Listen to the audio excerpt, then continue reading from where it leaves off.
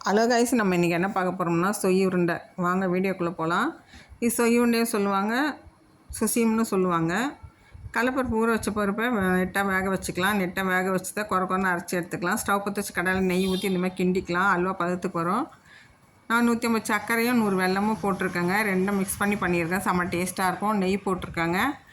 இதுக்கு முன்னே இந்த மாதிரி போட்டிருக்கேங்க சுசியம். அதில் வந்து தேங்காய் போட்டிருக்கேன். இல்லை நான் தேங்காய் போடாமல் நெய் ஊற்றி பண்ணியிருக்கேன். செம்ம டேஸ்ட்டாக இருக்குங்க.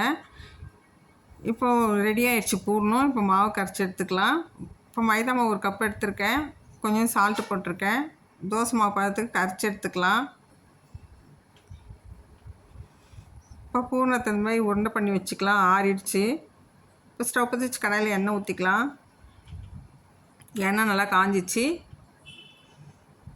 இப்போ பூர்ணத்தை ஒரு உருண்டையாக போட்டு நம்ம எடுத்துக்கலாம்.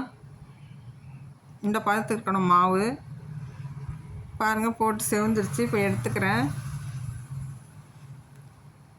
செம்ம டேஸ்ட்டாக இருக்குங்க. நெய் போட தொட்டு பிள்ளைங்களுக்கு இந்த மாதிரி பண்ணி கொடுங்க. இது தேங்காய் போடாமல் பண்ணியிருக்கேன். போன ட்ரிப்பில் தேங்காய் போட்டிருக்கேன். இந்த வீடியோ உங்களுக்கு பிடிச்சா லைக் பண்ணுங்கள், சப்ஸ்கிரைப் பண்ணுங்கள், கமெண்ட் பண்ணுங்கள். Thank you friends.